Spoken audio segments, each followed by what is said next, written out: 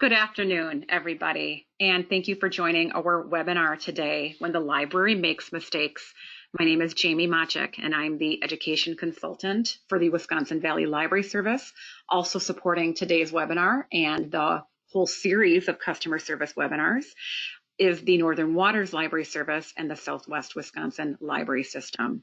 Thank you all so much for being here and for your participation the last couple of weeks. We've had some great information presented to us. Our speaker today and our speaker previously is Pat Wagner. She is a library consultant. She has done hundreds, if not thousands, of presentations for libraries, many of them in Wisconsin, and is always a popular presenter. And so we're excited to hear what she has to say today about what happens when the library makes mistakes. What do we do? How do we handle that? So Pat, whenever you're ready, please begin. Great. Thank you, Jamie, and thank you folks for joining us today. You know, people like me get called in when there's a problem. I do work for libraries and things like conflict management, facilitating community meetings, and so on. So even though I love doing staff days and love doing strategic planning, a lot of my work has been the, oh my goodness, when the library is making very unpleasant headlines in the local newspapers. So the key idea today is three simple things. Tell the truth, apologize immediately, and make it right. And we're going to repeat this throughout the program. In fact, if we were here face to face, I'd make you do it kind of like a chant. Tell the truth, apologize immediately, make it right. And we're going to cover this again, but a lot of people say, I didn't do anything wrong. Why is it that I need to apologize for something that happened? And I tell people that, well, Colorado is a lot like Wisconsin. It snows in Colorado, right? It snows in Wisconsin. And as a homeowner, it's not my fault that it snows, but it's my legal and ethical responsibility to shovel and salt the walk so that my neighbors can get through and nobody falls down and so on, and that you don't get like a ginormous fine from the city of Denver. But I would shovel the walk whether or not it was legal to do it because it was the right thing to do. So it might not be your fault something happens, but it's your responsibility as a library to fix it. So tell the truth, apologize immediately, make it right. Another thing I want to tell people is we have a saying here that bad news is the best information, meaning that unfortunately bad news probably has more important informational content than good news. And we have to make sure that everyone who works with us and for us knows that they will not be punished in either a punitive sense or the look on our face or the tone of their voice when they come up and tell us that something is wrong. If I tell you your car is fine and that the accounting for the library is fine, you'd say, okay, Pat, you know, that's nice. But if I tell you, oh, your car has all the windows smashed in and somebody just ran off with all of the accounts of the library and we're broke, that's not happy news, but it certainly has a lot of information.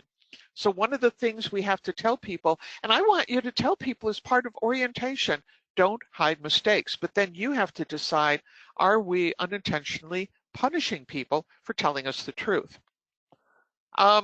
This is what I hear all the time, and this has to do with oops, and the oopses sometimes happen with our governing boards, with our elected appointed officials. Sometimes it happens with the internal leadership of the library. Sometimes it happens with the front line. And usually part of the component is that people were trying to look for shortcuts to get things done. And these are the excuses I hear. We're small, we're poor, it's too much trouble, we won't get caught. I love that. Sitting in a room of elected and appointed officials running a library board or the city council or county commissioners, and someone says, oh, no one's gonna care if we don't follow the letter of the law, we won't get caught. You know, there's a whole bunch of people out there, if you haven't noticed, who don't like libraries very much. And one of the things they're looking for is you making mistakes. And part of the management overhead of the library is to make sure that you're, quote, doing things right.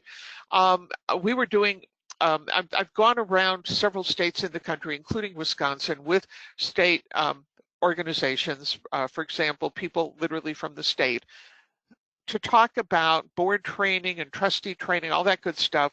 And we were in New Mexico doing a road trip around, and I was with someone from the state of New Mexico, not as the state library.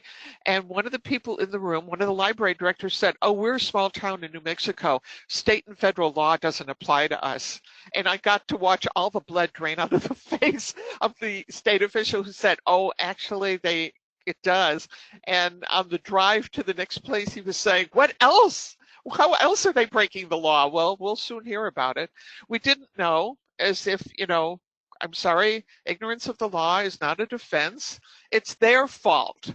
The previous director, the previous person serving on the board, the friends group, somebody else's fault. Therefore, we don't have to take responsibility. We're short-staffed. Everyone on the planet is short-staffed, right? We did nothing wrong. We don't have time. It's not our job. It's kind of like the dog ate the homework. All of these things are true, but nonetheless, we have to find time to make sure that when there's a problem, we aren't going to be there, maybe even sitting in a courtroom talking to a judge, and it's happened even with little libraries I've worked with around the country, trying to explain why something they should have done they didn't do, and now the library's in trouble. Several things we hope happen out of the program today. That you start building maybe stronger bonds with your stakeholders, the people who oversee the library, financial and political decision makers, and the larger community institutions that you serve, about let's talk about what happens when things go wrong. How can we empower staff, particularly frontline staff, to fix things right away? And what are the pros and cons of doing that? Making sure that you have those written policies and procedures in place so that if, for example, something goes wrong, first of all, the staff feels confident and competent because they know what is supposed to happen and what steps are going to be taken. But also, if you do get, I'm going to use the word attacked by someone outside the library who doesn't like the library and is using this as a reason to undercut the credibility of the library, you can come forth and say, here, we have this stuff in place. We have a protocol to deal with it. We don't make capricious decisions here. We're a state, usually for most libraries, we're tax-supported institution, and we pay attention to this, to basically train the staff about the chain of command. If you can't get a hold of the director, who's the next person you call, right? So you have all that information. And also working with local media to publicize what the protocols are so people understand that, yes, there are ways we do things. Right now, it's fascinating watching all the information pouring out from the Internal Revenue Service to explain to people all the different protocols that we need to pay attention to if we want to get those checks. And I've been on the site and realized, nope, we don't have direct deposit. We're going to get a check in the mail. Okay, that's good.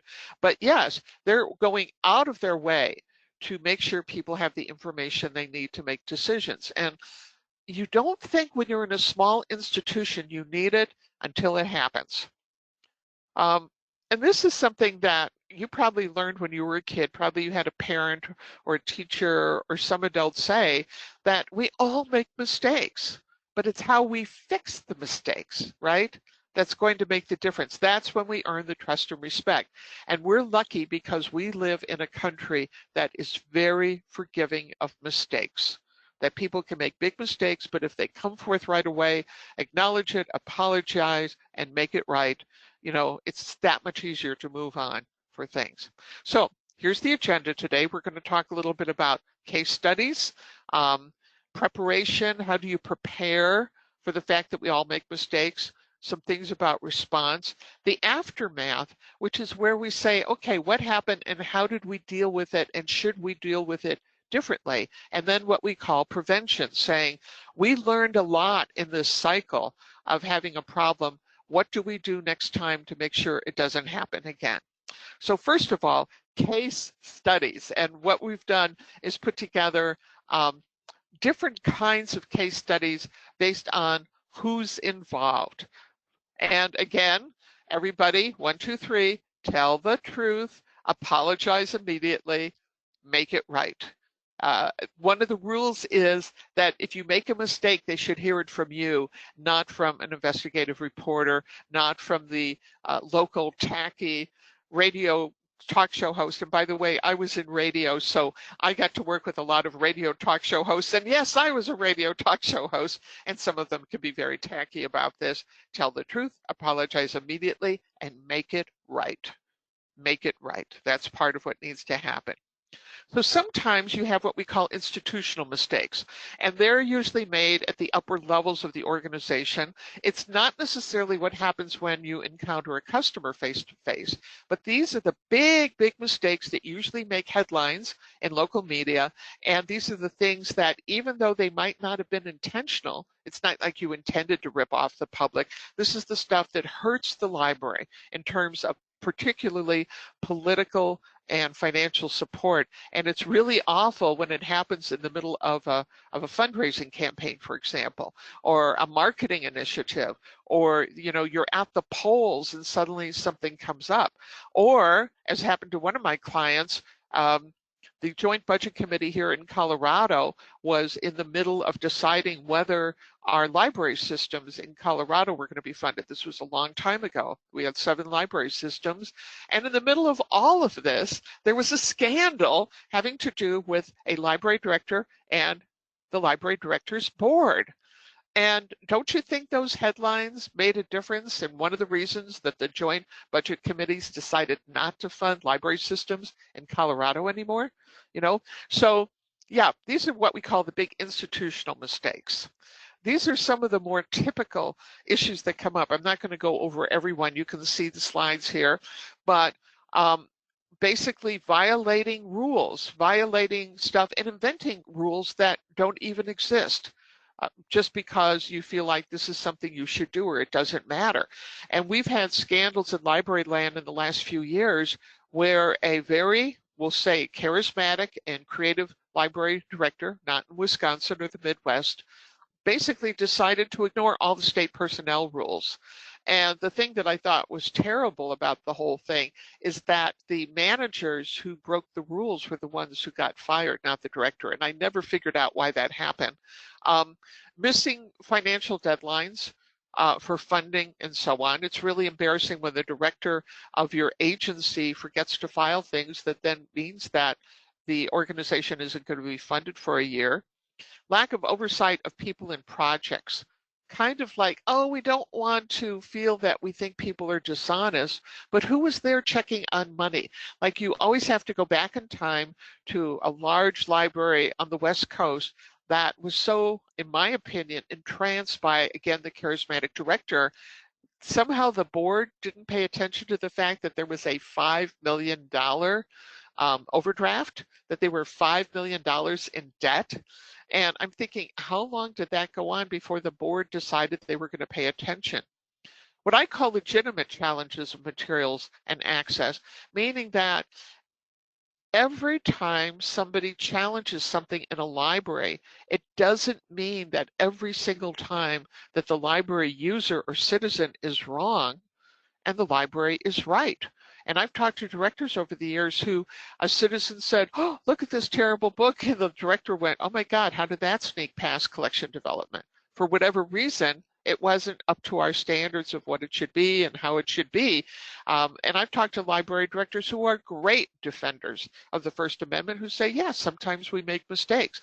And again, it's not the challenge, it's how we treat people regarding the challenge. Rushing to make a decision or delaying making a decision, ignoring what people in the greater community think about stuff, and then the whole thing of conflicting interests, the ethical violations. And when we talk about ethics in situations like this, a lot of it has to do with, did we treat people fairly? Another kind is mistakes with customers, and I hope you got the idea that that's a broken egg, right? Think of Humpty Dumpty. And this is where we make mistakes with people and it's frontline staff. That we get involved with things and there's a problem. And sometimes it's little mistakes, sometimes it's actually felonies that we've committed. And it's because usually that somebody who works for you gets in mind that they know the right way to do things, that they don't care what the rules are or the laws are, they don't take them seriously, and they get in trouble. one example, and I can tell you where it was, and the library director didn't give me permission to tell this story. She sort of demanded that I tell this story. Happened on the north coast of California. I mean, the western coast of California by the ocean, one of the northern communities. And the library had kind of a loosey-goosey way of dealing with different people. And there was a very charming gentleman who sort of got his way in terms of borrowing books and not coming in with identification anyway. Well, it got so bad that he owed $500 to the library, and that was a lot of money for this little library. So they ended up in small claims court with a visiting judge. And in the middle of the discussion, there was no jury, it was just the judge in the courtroom. The judge said to the gentleman, well, how do you justify the fact that you owe the library $500? And he said, Judge, they have no protocols at this library. The guy knew just enough. And he said, I have been coming in for years without a library card, and they've been letting me borrow books, so they don't have any evidence that I'm actually the one who borrowed the books. And the judge said to the director, is that true? And the director said, yes, but. And when she was telling me the story, she said, that's when I learned you never tell a judge that, yes, but. And the judge stopped the hearing, and he said, pointing to the library director, the staff who were there, and the board trustees, you folks aren't competent to run this library. And in the courtroom, he wrote out from a civilian's point of view his idea of what the rules should be running the library. And they had to abide by those rules for a couple of years in terms of circulation and so on. The director eventually lost her job over the incident, and there was a big turnover, and it really hurt the credibility of the library for a long time. Not that they made a mistake, but how it was all handled. So don't think it can't happen to you. Sometimes, again, it's because I don't feel like I should enforce a policy that I don't agree with. Sometimes it's library staff demeaning someone for their beliefs. And I have witnessed this personally. So it's not just like vague stories made up by patrons. I have seen how sometimes in some places, occasionally, frontline personnel don't realize that they can't simply express their opinions about how someone is dressed or a religious icon the person is wearing and think that that's okay because it's protected by the First Amendment. Interfering with family conflicts, this sometimes happens in the children's area. Escalating discussions where they become battles like, oh yeah? Well, so's your old man. Oh yeah, oh yeah. And I've seen so many things like this myself, because not that I do secret shopper stuff, but I'm there at a library for a training program or some event, and I like to hang out, watch how people handle things at the front desk. It's a little embarrassing. And then the other thing, allowing customers to behave badly to each other so that you don't have that safe haven of what needs to go on. Here's some other ones. Treating library customers unequally. So people see that there are favorites, and if they're not the favorite, how are they being treated wrongly? Hiring the wrong person for the job. Having no consistent grievance policy so that somebody who has a problem doesn't have like a form to fill out, so that we can record this and it's just not anecdotal. And the whole thing of tolerating against staff acting on their biases toward certain groups of people, and then violating privacy and access to information as well. And the mistakes with personnel. So it's not about those big mistakes, the institutional, it's not about how we treat customers, it's how we treat our personnel. And usually, as it says here, it's not what we do, but again, how we handle it, for sure. Ignoring union agreements. A friend of mine, Pat Hodap, who's now retired, was the director of the Santa Fe, New Mexico Public Library, which is a union library. And she said her first job as a director was to know the contract almost by heart and know all the accompanying documents or anything, so that she knew word for word what was in the union agreement, what was not in the union agreement, so she could respect the union members and what they needed to do. And she said that was her first job when she first got on the job. Misinterpreting employee contracts, making up your own interpretation, and it's always the lawyer who would defend the library in court and the governing board who makes that decision, not necessarily even the director. Sloppy hiring, sloppy assignments, sloppy managing people, favoritism, nepotism, cronyism, and not giving personnel input on what happens. So never saying to people, we're looking at these policies, and just like with any other policy, we need a testing period and input to see if we're on the right track or not. Making promises during recruitment. Oh, this is a dead-end job, but trust me, if you're here for 3 years, something will happen. And then the library finds themselves in court 5 years later with the person saying to some federal agency or state agency, they made promises that they shouldn't have made, and this happens. Or I call it the dubbing of the heir apparent. This is the person who we assume is going to get the job at the end of the day. You know, that's kind of a scary thing to do. Like, okay, Fred, when the director, Jamie, leaves, Fred, everybody knows you're going to have the job. Forgetting that you have to put those jobs out into the bigger world. You have to recruit outside the library, and nobody has that guaranteed job. And I've seen things really blow up because they kept a valuable employee kind of on the string, in effect, by lying to them. Or maybe they thought they could get away with it. I had one friend, and this has happened several times. I had one friend, terrific person. He is a terrific person. And when his director left, he actually thought he was going to get the job of director. And he came to me for some coaching for his interview. And I said, well, I'll say his name was Bill. That's not his name. Well, Bill, first of all, you don't have a master's degree in library science. This is a municipal library. It's not the library saying you have to. It's the city HR department. Second of all, you're a tax-supported institution. They're required by law in our state to go out and shop the job to a whole bunch of people, not you. And the second thing is you've been the head of this particular department for a long time, but you were never in the administrative department. He was outraged. So he didn't listen to me, which was fine. And he went off to a library headhunter who said exactly word for word what I said. And he came back and said, okay, I guess I misunderstood. But boy, does that happen a lot.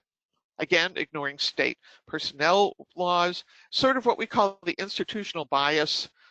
I'm interested when I go into a library if the staff of the library somehow reflects or mirrors the ethnicity and the look and feel of the people in the community. And that sometimes changes very rapidly over a period of time, and suddenly there's a big disparity. And I like that because partly because I know how important it is to a little kid walking in a library and seeing someone who looks like them on the other side of the desk. So, you know, gossiping about personnel issues. Just had an issue about a year ago with a library, again, not in Wisconsin, where careless gossip in the administrative offices about what was happening with personnel issues were overheard by people walking in and out of the lobby area. And boy, it got back to some people. And I think they're still dealing with the aftermath of that. Giving employees illegitimate authority, basically because they've been there for a long time. You know, I'm old, they're old, but it isn't something that is on paper, and no transparency regarding finances. I think this creates so many problems for agencies that are required by law to be public with how much money they have and how they spend it, right? And if it's public information, it's public information, which means the personnel should have access to that as well. So here's a little case study that I'd like to share with you. I have several of them, but this is one of my favorite. True story, and it was told to me firsthand by the assistant director of a fairly large library on the West Coast. She was on vacation and she came back and she got a phone call, and the phone call was from the president of the board of the city council, because this was a city library of a fairly large city. And the person knew her personally and said, why in the world is this conflict about a 14-cent fine appearing on the agenda for the city council and will be broadcast and televised on cable TV? What happened? Went something like this. Patron, middle-aged woman, went into the library, stuck her book in the book slot, went, looked at some different things, got a couple books to check out, was there for maybe 45 minutes, came back to the front desk and said, hi, I want to check out this book. And the a person at the front desk said, well, you returned the book and there were 2 pages damaged, and we charge 7 cents a page for damaged books, and you owe us 14 cents. And the woman said, I don't damage books. The book wasn't damaged. And they said, nonetheless, you owe 14 cents. Otherwise, you can't take any books out of the library. I'm not making this up, folks. So the person said, the heck with this, left her books, went home. She was ticked off, so she decided to write a letter. So she wrote a letter, and I was told by the assistant director who saw the letter that it was a nicely written letter, wasn't crazy or anything, and wrote a letter. The letter she got back was a form letter, and it wasn't even like a grammatically correct form letter that basically said, we are right, you are wrong. If you don't pay the 14 cents, you can't take books out of the library. Well, this really ticked off this woman. So she sent a letter to the administration of the library, which meant for over all the branches to the administrative headquarters. And again, she got a form letter that basically said, thank you for your 14-cent letter. We are right. You are wrong. At no point did someone just put their hand in their pocket, give the lady the 14 cents and move on, right? And that's when she sent her letter to the, basically, and remember, it's not the board of the library, it was the city council of the entire city, and it ended up and heads rolled. When the very nice assistant director came back from vacation and this all landed on her desk, she immediately called up the woman and went to see her. Very nice person. And she said, I was just ticked off by how I was treated. Well, yes, heads rolled. They totally changed how they dealt with things. And you think of how much did that 14 cents cost the library in terms of how they treated people over time. So escalation is something that can happen. Another one, and this was in a small library in Colorado, small rural library, and a lady had moved to town with her husband for his job. She was something else, and I met her. She was beautiful, presented well, very intelligent, had worked at a very exclusive girls' school in Texas, in suburban Austin, I believe, or suburban Dallas, rather. And she was so excited to come and work for the library. And she said, no, I don't have an MLS, but I've always loved children's books and everything. So she became the assistant children's librarian, partly because she had this master's in English literature. Well, her idea of being a children's literature person was to sit around in beautiful 19th century gowns. I'm sort of not making this up, sipping bone china cups of Lapsang Souchong imported tea and discussing, you know, the 18th century literature or something. What she wasn't used to the fact that this was a rural library where many of the children lived in homes that were actually heated by wood stoves. So they'd come into the library with their outer clothes smelling of creosote and wood smoke and everything. And they were all huggers. And her complaint was that the little kids were hugging her when they came in. This was a library where it was okay to hug the kids, and the kids liked to be hugged, and it was like an extension of their family. And I was like, to the director, who was a friend, I said, what in the world were you thinking hiring her? She said, well, she has a master's degree in English literature. And she managed to tick off in her short time at the library a whole bunch of people, because the truth was she was a snob. She was a snob. Sometimes, and this was something that happened a few years ago, again, it's because protocols aren't there and mistakes are made. The publicity on this one was very troubling. So you had a high school page and they were working the circ desk, and I never met the girl. Everyone told me, lovely girl. And one of the old curmudgeons in town came in, and he handed her, according to the reports, a $10 bill. She made change for his fine. And then he went to the director and accused the girl of stealing from him. And unfortunately, the girl happened to be African American. The man happened to be someone who had outspoken racist opinions that he had expressed before. The library board stepped in because they were between directors, made just handed the man a $10 bill and sort of said, here, we're sorry, go away. But for the parents of this kid, it was a very traumatic experience for her, and they addressed this with the library. It didn't go as far as a lawsuit, but it certainly made the headlines in that small town about what happened and why, and it was because they didn't have a cash policy in place. Nobody said, okay, when you take money from someone, you put the dollar, put the bills in front of you outside the cash register, you give the person their change and have them count it before you take the bill and put it into the cash register. So my suggestion was, which worked very well, they brought a friend in from the local community who owned a retail store where they dealt with cash, and he basically taught everybody how to handle cash. But you know what? I don't know how that hurt has carried on with that girl all these years, how she has felt about it since. So first of all, let's talk about how do you prepare for the fact that we're all going to make mistakes.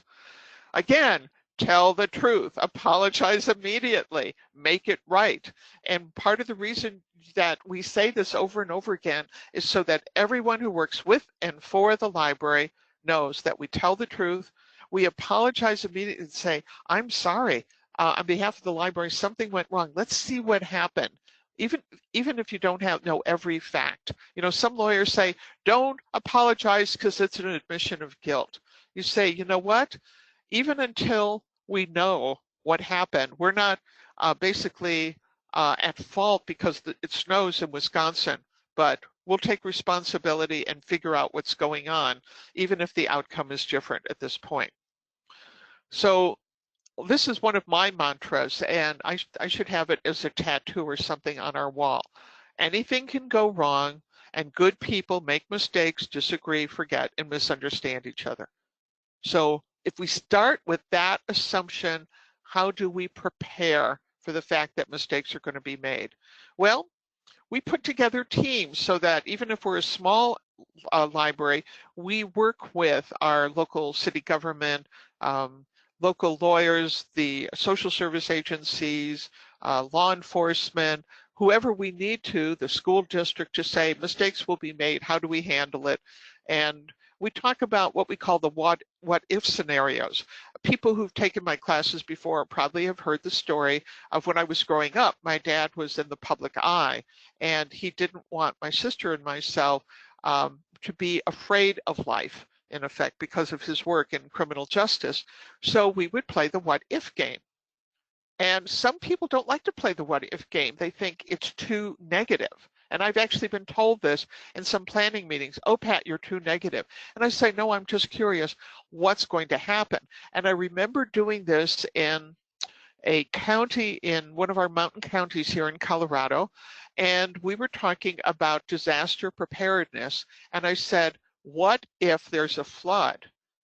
And one of the people on the board said, that's an interesting problem because there's only one road in and out of town. If there's a flood, there will be no way to get out of town. And it's like nobody brought this up at a public meeting before.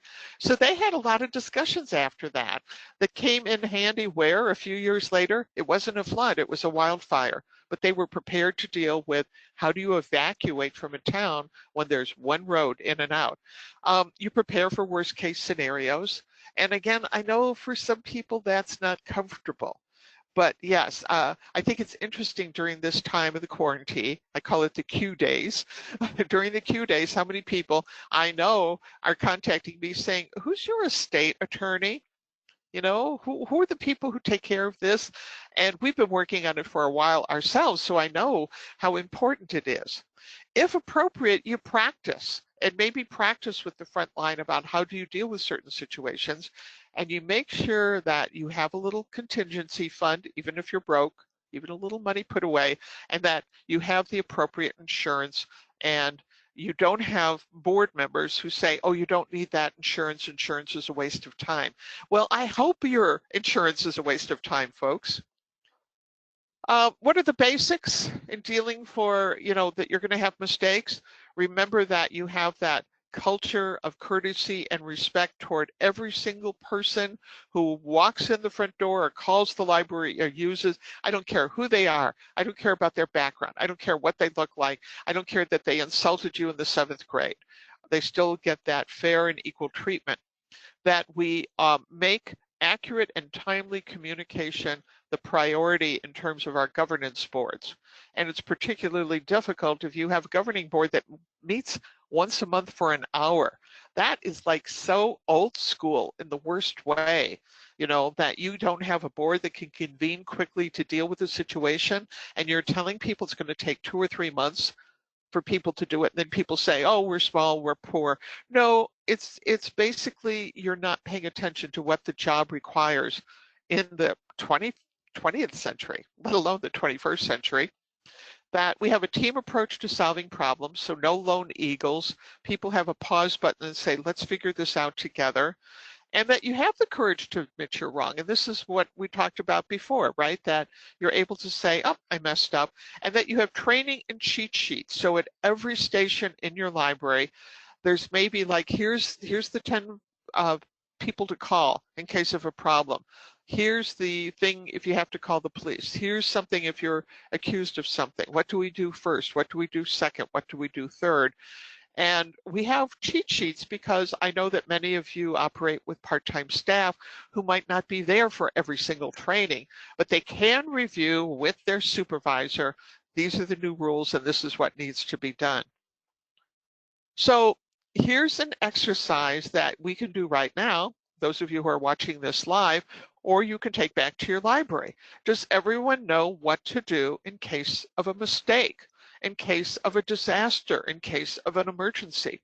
One library I visited, the director said some of our staff feel uncomfortable about preparing for emergencies and for big problems. And I said, great. And I said, do you have some sort of protocol sheet? Well, she did, except it was buried somewhere in the file cabinet, and we took an hour and a half to find it, and it turned out nobody in the staff had ever seen it. So I always think, what do people know even basically what to do? Or at least do they say, yeah, there's a pink piece of paper in the top of my drawer, and I know it's got the instructions. I guess I should look at it. Well, that's great. At least they know where the piece of paper is.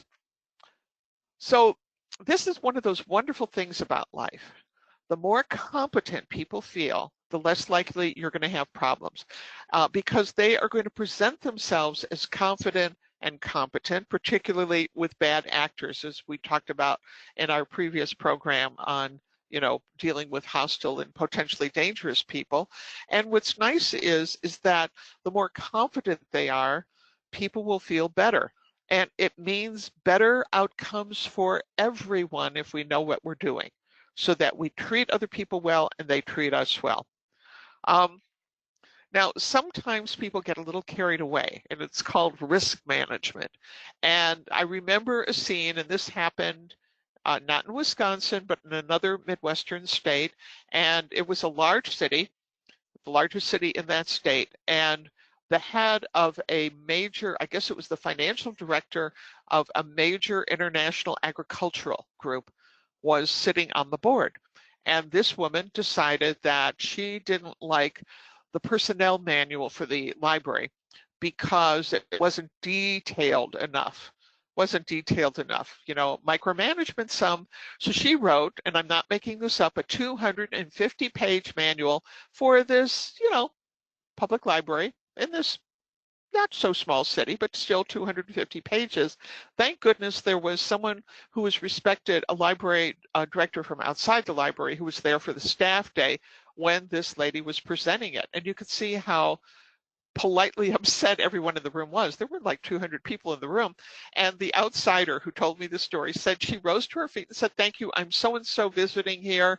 And I'm just wondering, how are you going to compensate people for their time reading and studying that 250-page manual? And there was a silence.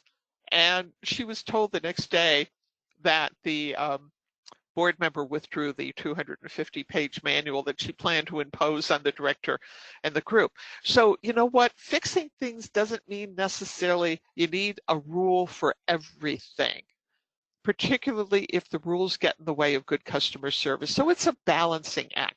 Some people want no rules, some people want too many rules. And I always say, look over the shoulders of successful libraries in your greater region in Wisconsin of communities that are about your size dealing with the same problems and see how they deal with them. Do they actually need that many rules? We had it here in Colorado a few years ago because we had a lady who I think was a retired interior decorator who got her MLS and became the library director for a lovely Carnegie, raised tens of thousands of dollars to restore the building to its late 19th century iconic glamour. And throughout the library, there were signs: don't sit, don't stand, don't eat, don't smile, don't drink, don't do anything. And she talked about the terrible damage that would happen if she didn't have all these signs up. Well, I was working in the region and I was working with a library that was maybe 25 miles down the road, basically dealing with the same people. And they said, oh, we don't have any rules like that and everything's just fine. When this lady, who was a good lady, finally retired, her replacement called me and said, is it okay if I take down all those signs? And I said, you betcha. And I have visited that library from time to time over the years. They don't have any problems. They don't have any problems even with food and drink. They say, yeah, don't spill on stuff and we're fine. So people aren't hiding the food anymore. So we have to decide, do we need belt and suspenders? And there's not a formula for this, folks. There's not a formula, but we have to weigh no rules against too many rules as well. So what do we do as the response when the mistake happens? And remember, mistakes will happen. Okay, once again, and you should have this down, we tell the truth, we apologize immediately, we make it right. I think this is part of the problem. It's the conflict has to do with time. So we want a speedy response, but the other thing is we have to have due process because there may be several different people doing things and we have to do research. You know, I travel for a living and I've been on a lot of planes over the years, and we'll say 40 years. I've been on planes flying around the country on a regular basis. And I noticed what happened when the airlines changed their way of dealing with delays. And what they did, and you could watch people physically relax, is when the pilot says, hi, all right, it's 1:15. I was just on the phone with the aviation people here at the airport. They told me this, this, and this.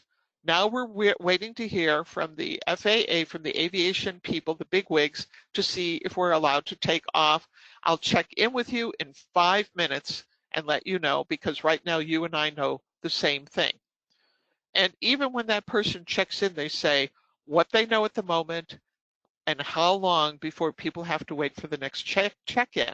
That's what I think administrators, directors, and boards should do. And when you do it, people calm down. When you say, we're going to look at this and we're going to get to you on Tuesday, and this is what we know right now. And to be honest about the fact, some things you can't tell people. Some things are state law prohibits us from talking about personnel rules. This is what we can tell you, but we need to respect that rule because it's the right rule, just as if you were having a personnel issue, we would respect your right to privacy. So I like that. Let's check in at points and tell people how long they have to wait. That seems to work pretty good for folks. So when we talk about response, one of the things that always comes up is what can people handle at the front line versus what do we have to kick up the food chain? When can it be your decision to make versus it has to be my supervisors, my manager, the library director, the library board? And not just in Wisconsin, but I have seen a predilection of nervous boards that sort of demand that they have to make what I consider petty decisions, which ends up kind of hurting customer service and getting the customer that we should be thinking about ticked off because can't you just fix this for me? Think about when you have a retail experience and the person in front of you can't just fix it for you and it has to be bounced to a whole bunch of people. I have to say that once in a while I call with an issue to, oh, American Express or United Airlines, you know, some big company I do business with, or Blue Cross. And once in a while they say, I'm going to bring a supervisor in so we can talk about this together. But for most stuff they say, yes, I am empowered to make that decision for you. I'm empowered. Um, and we all get to go back to work in a timely fashion. So here's some of the things when you're talking about empowering front staff. It's sort of like, how big an issue is it?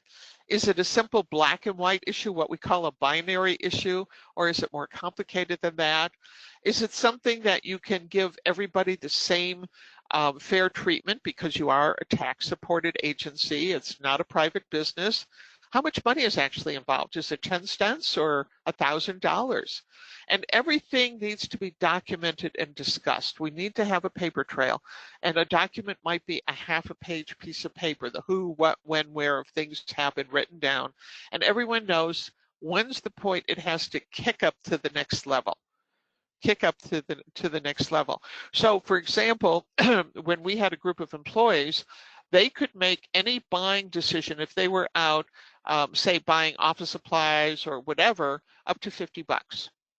And so they didn't have to call back or whatever if it was up to $50, because we figured we could afford a $50 mistake and fix it for the next time.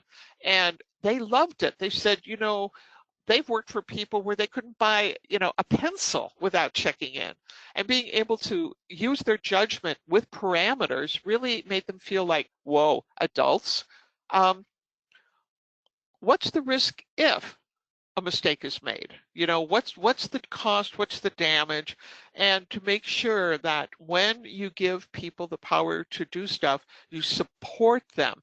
Even if they made the wrong decision, you will not publicly humiliate them.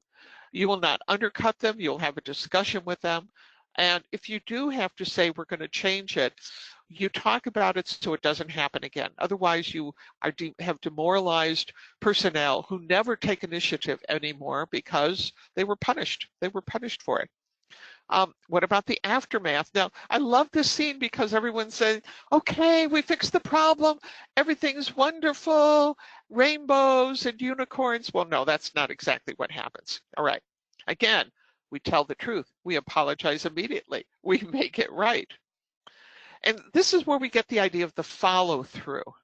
And when you have issues, you want to make sure things go right. We had, when we have stuff done in the house, usually, like it's a plumbing issue, electrical, something happens. We have computer stuff. We are Apple people, so we call Apple Care for something. And inevitably, within 2 or 3 days, we get a phone call and someone says, how did this work out? Any problems? It's like you go into your motel room and you get to your motel room on the road, and usually within 15 minutes, the front desk says, is your room okay? Do you have everything you need? Is there any problem that we should fix for you right away? And what I find interesting, and this is something I learned in some of my training, people who don't get their way will still feel that they were treated well if they have what they call their day in court. And people will say, yes, I feel that I was treated well. Now, this is how wonderful this can be. And I was working in California with county government there, not just the library, but the whole county. And I think it was Stanislaus County. And at the time, it was like 20 years ago, they were broke, going through a lot of problems. And they hired in for their chief executive for a county, a man who had been very successful in the business world. And with the leadership of the county, it wasn't just his idea.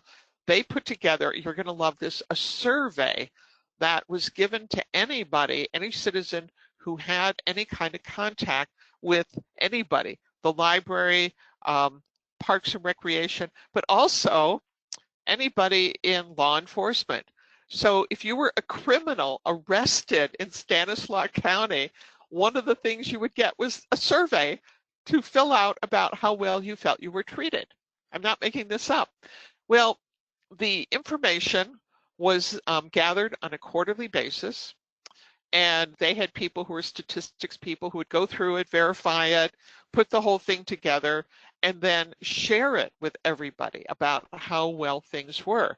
And it was interesting what happened in law enforcement. And I was working mostly with the district attorney's office at the time, when the people in law enforcement knew that citizens, including people they had arrested, would have the ability to comment on the whole arrest procedure. Were you treated fairly? Were you treated respect?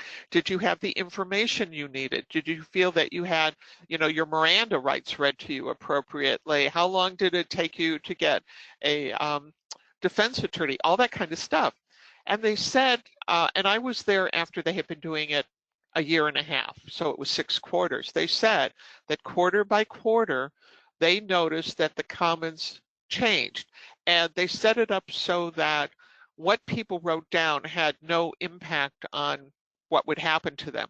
And they showed me some of the documents, and it was very impressive. People said, I was arrested for child support issues, and every single time Officer so-and-so treated me with respect. And they basically also were tracking who were the high performers, where people said, yeah, this is somebody who it was a difficult situation and they didn't treat me like a terrible person, and made it much easier on myself or my family, whatever the situation was.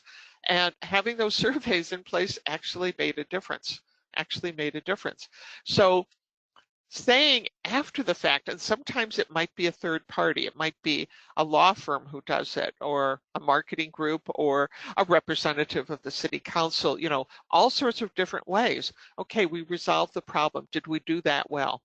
What advice you might give to us? Is there anything else, right? Not to leave it hanging. And over again, you say to people, you know what upset me? Nobody ever called and said they were sorry. That's all I wanted to hear. And even if I was in the wrong, I don't think I should have been treated the way that I was treated at the time. And so we need somebody who is assigned, and sometimes, again, it's an appointed official, elected official, someone from HR, maybe the director, who follows up and says, how are you? It's been a week. How do you feel about this, right? And some people I talk to say they like to leave a little time because they want people to have a time to digest a little bit before they call. Other people say, no, no, no, you should call like within 48 hours. I don't know the right answer. For me, I like to do it right away and then maybe even do another follow-up call if need be. So some of the things that we have to think about is, how long did it take to resolve the issue? Did the person have to deal with more than one person? I got this from AppleCare. AppleCare wins awards for how well they deal with things. And we got a follow-up call from them because my husband had an issue with our computer. And they said, hello, Mrs. Wagner, blah, blah, blah. And you called, or your husband called. And I only have one question to ask is, did you only have one person to deal with who solved your problem? And I said, yes. And they said, thank you. And they hung up. And I'm like, wait a minute, don't you want to ask me anything else? From one of our insurance companies, had the same thing happen, where went through a bunch of stuff. Everything turned out fine for us. And day or two later, I get the phone call. Did you only have to deal with one person? I thought that was really interesting, right? How many of us have been really ticked off being bounced from place to place to place to place to place? I have to say that in 95% of my dealings with Anthem Blue Cross Blue Shield, I'm one of the lucky ones. I've had uniformly terrific stuff most of the time, and most of the time, no matter how complicated the issue was, and we won't mention the hospital who screwed up all of our hospital bills to the tune of thousands of dollars. I will not mention their name. Blue Cross was there, and the gentleman was like, I can deal with all of this for you, and stuck with me till the end, gave me the personal phone number and the code, so I had one person to deal with through this whole thing. What questions should we have asked you? That's one of my favorite questions on surveys is what, and at the end, we always try to say, what question should we have asked you that we didn't ask you? What was that information you should have known? Now, think about it at home. You got kids and the kids disagree. And there's one kid who's always the problem kid. And so even though you love all your kids equally, it's real easy to blame, Fred or Maud because they're the ones always go in trouble. And you kind of shortcut things. And I mention this because I was the troublemaker in our family. And I remember being a kid and I got into trouble, but it wasn't my fault. It was my older sister's fault. And my parents never asked. They just sort of punished us both and everything, which is what you do as a parent. And later, my mom came to see me, and I was doing the little weepy thing in my bedroom. Uh, I was sent to my room. Never the weird thing of sending kids to their room without food. You don't hold food back from kids, but I was feeling upset. My mom said, "What's wrong?" I said, "You never let me have my say. You never let me tell my side of the story." And my mother told me later, she said, "Yep, I had been in impatient parent mode and I cut a corner." And my mom said, "Okay, tell me your side." And I whimper, told my side and everything. Well, you know what? The same thing happens in workplaces. Same thing happens with citizens, that we get impatient, particularly with our teenagers, people we've had problems with before. We label them as troublemakers. We don't let them have their day in court. What should we have asked of them? And then this is a question too, that at this point, would you still want to use the library? I went through some problem with a credit card company recently, but it's a good company. It's a good company, and I'm pleased with the work they do. So we had the little mistake that happened, and I was angry about the mistake. But then part of the survey was, would you still want to work with us? And I said, yeah, I'll still do that. I'll still do that for sure. So how about prevention? And this image is meant to be a laboratory, because every time we have a problem, it's like a lab experiment. It's like we're experimenting with what's going on. And one last time, tell the truth, apologize immediately, and make it right. So what we do is that every time we have an incident, we have to think about, what are the lessons learned? Could the mistake have been prevented? Could we have done a better job communicating? Did that incident alert us to changes that needed to be made? And is there any way that we can do better next time? So with that, I'd like to turn it back over to Jamie and see if we have any questions or comments today from all these lovely people who've been listening to us.